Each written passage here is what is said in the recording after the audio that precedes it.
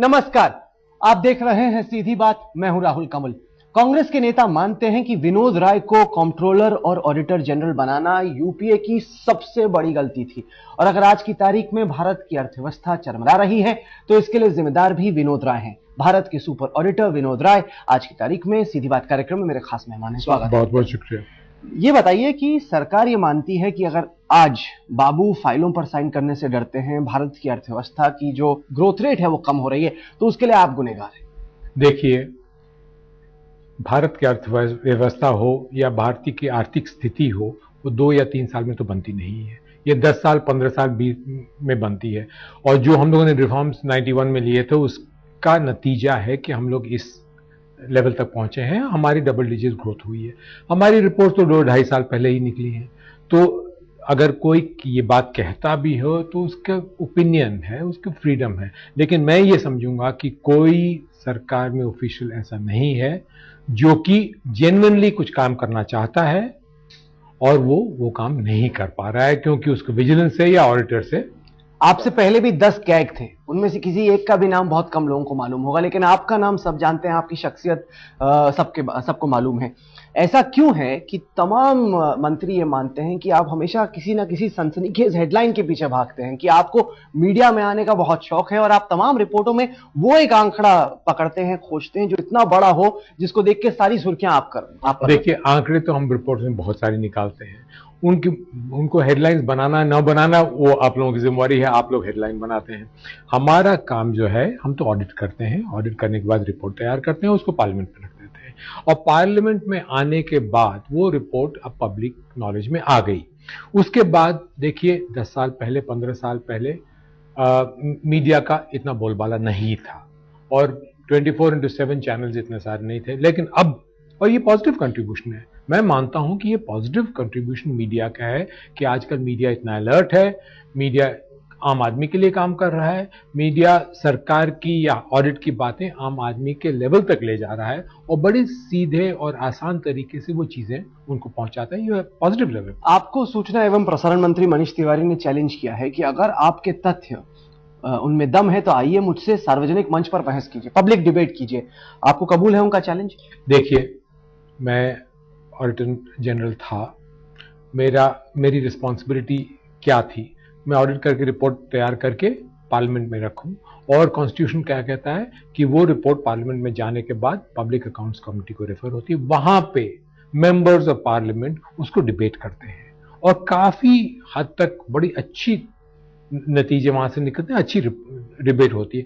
आज तक ये ऐसा कभी नहीं हुआ है कि कोई ऑडिटर जनरल, और मैं 11वां ऑडिटर जनरल था, आके मीडिया में या पब्लिक में अपनी रिपोर्ट डिस्कस कर। आपसे पहले कोई ऑडिटर जनरल सीधी बात कार्यक्रम पर भी नहीं आया है? सीधी बात कार्यक्रम पर नहीं आए होंगे। सीधी बात कार्यक्रम कब आपने शुरू किया है तो मुझे पता नहीं। उसको भी बहुत साल हो गए। बहुत साल हो गए।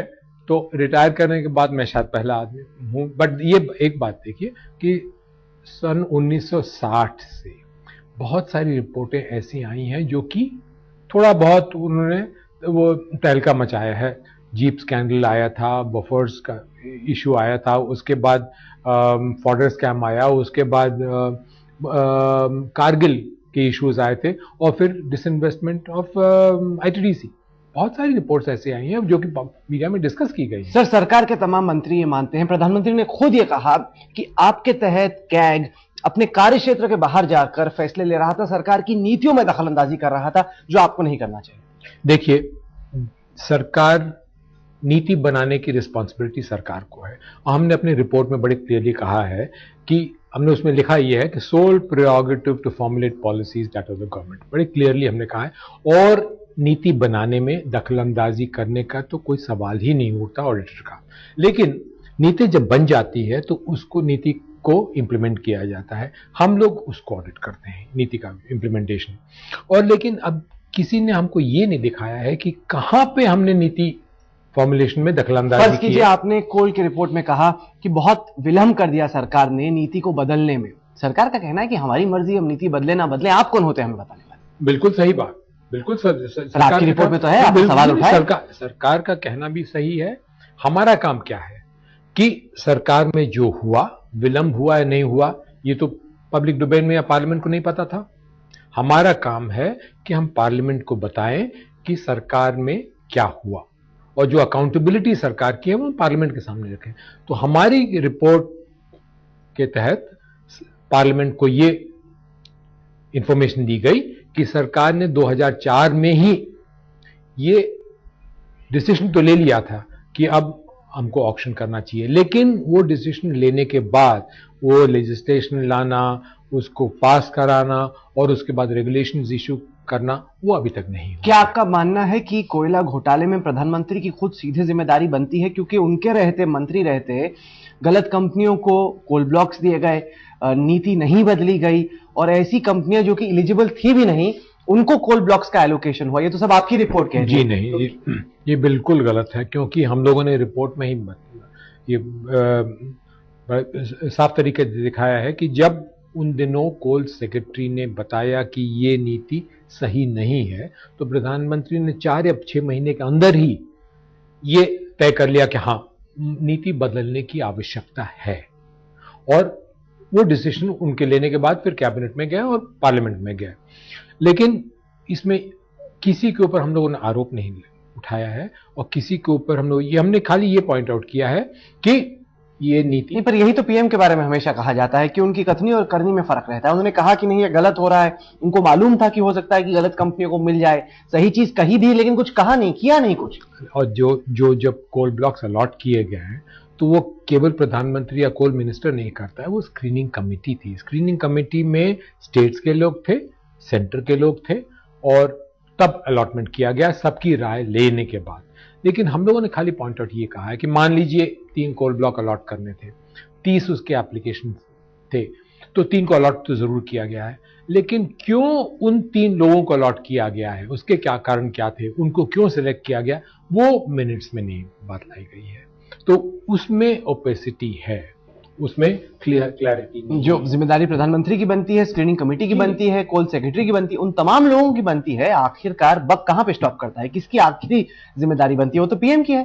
जी नहीं, ये कहना सरासर गलत होगा, क्योंकि पीएम के उस दौरान पीएम तो कोल मिनिस्ट्री की पोर्टफोलियो उनके पास छोटे समय के लिए खाली थी, और ये तो हम लोग जो बात कर रहे हैं, हम लोग 8-9 साल की बात कर रहे हैं, जिसमें बहुत सारे मंत्री आए, बहुत सारे सेक्रेटरी आए।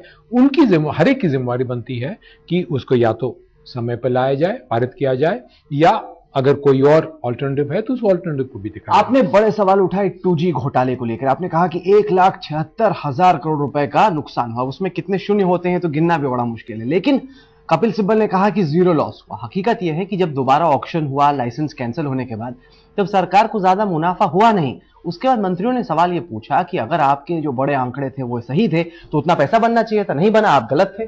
देखिए, हमने जो अपनी रिपोर्ट में पॉइंट आउट किया है, जो बात निकाली है, उसमें हमने 4 मॉडल दिए हैं कि हमने किस बेसिस पे कितना लॉस हुआ, हमने पॉइंट आउट किया, वो हमने एक्सप्लेन किया। उसमें 4 मॉडल है, उनमें एक कहता है 66,000, एक कहता है 1,76,000।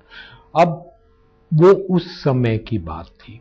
अगर आप ऑक्शन करते हैं तो आज के ऑक्शन में आपको कोई रेट मिलता है, 1 साल के बाद के ऑक्शन में कोई और रेट मिलेगा, और उसके 3 साल के बाद कोई और रेट मिलेगा। तो ऑक्शन जो है वो डायनेमिक होता है। नहीं, पर 1,76,000 के बजाय 1,50,000 मिल जाता है, 1,25,000, 1,00,000 करोड़ मिल जाता है, उसके कहीं नजदीक ही नहीं पहुंची सरकार। तो देखिए, उसीलिए तो हमने कहा है कि जब हम इस ऑक्शन को ऑडिट करेंगे तो हमारे अगर ऑब्जर्वेशन होंगे तो हम बताएंगे क्या हुआ है। लेकिन 2008 में जो मिलना चाहिए। क्या आप कह रहे हैं कि हो सकता है कि ऑक्शन में भी घोटाला हुआ? नहीं, हम ये नहीं कह रहे हैं कि ऑक्शन में घोटाला हुआ। हम ये कह रहे हैं कि अगर सरकार को कोई सवाल है इसके बारे में, तो अगर जब हम ऑडिट करेंगे तो। लेकिन क्या आपको लगता है कि सरकार, ये कंपनियों ने जानबूझकर एकजुट होकर ऑक्शन के रेट को जबरदस्ती करके ये दिखाने के लिए कि 1,76,000 करोड़ नहीं था, रेट जानबूझकर कम रखा? अभी तक तो ये बात जाहिर नहीं हुई है, अभी तक तो ये बात जाहिर नहीं हुई, जिसको हम लोग कैपिटलाइजेशन कहते हैं कि एकजुट होके कंपनियों ने बिड नहीं किया, ऐसी बात तो अभी जाहिर नहीं हुई है। लेकिन हम ऑडिट तो जरूर होगा इसका। जब ऑडिट होगा, हमारे ऑब्जर्वेशन कोई होंगे तो हम बताएंगे। भारत के सुपर ऑडिटर विनोद राय हमारे साथ हैं। क्या आप केजरीवाल की तरह राजनीति में आएंगे? सच सच बताइए, अब तो आप रिटायर हो गए, आप पे कोई बंदिश नहीं। देखिए, मैं सच के सिवाय और कुछ नहीं आपको बताऊंगा। मैंने बहुत क्लियरली आपको बताया था, शायद आपसे बातचीत इंडिया टुडे कॉन्क्लेव में भी हुई, कि अभी तक अपने 40-41 साल के करियर में अभी तक तो मैंने कोई पॉलिटिकल स्टैंड नहीं लिया है, मैं पॉलिटिकल रहा हूं। अब 65 साल की उम्र पर अगर मैं इसको चेंज करने की कोई मेरे को तो वो दिखाई नहीं दे रहा है कि मैं चेंज करूंगा, कि कोई मेरे को ओपिनियन हो कि मैं चेंज करूं। लेकिन जो लोगों ने कहा है कि मैं राजनीति में जाऊंगा, वो सच कह रहे हैं या झूठ कह रहे हैं वो टाइम ही बताएगा। मैं ये समझता हूं कि राजनीति is not my cup of T. Rajya Sabha की टिकट मिले तो? राजनीति या राज्यसभा या लोकसभा, तीनों में मेरे को कोई अभी दिलचस्पी नहीं। विनोद राय जी, ये बताइए कि जब आप रिपोर्ट बनाते थे तो मंत्रियों का, सरकार का, प्रधानमंत्री का आप पर कितना दबाव होता था? कितने फोन आते थे कि रिपोर्ट में जरा देखिए, हमें कोई परेशानी ना हो? देखिए, ये बहुत गलतफहमी की बात है कि सरकार में या किसी मंत्री का दबाव हमारे ऊपर आया। कोई दबाव हम लोग के ऊपर कभी भी नहीं आया। ऐसे कैसे हो सकता है? जिसकी नौकरी चले जाए आपकी रिपोर्ट की वजह से, वो तो साम दाम दंड भेद सब अपनाएगा ताकि विनोद राय उसे बख्श दे। नहीं, ऐसी कोई बात नहीं है, किसी की नौकरी नहीं गई है हमारी रिपोर्ट के। ए राजा की तो चली गई। नहीं, वो तो उन्होंने रिजाइन किया हमारी रिपोर्ट के बहुत पहले।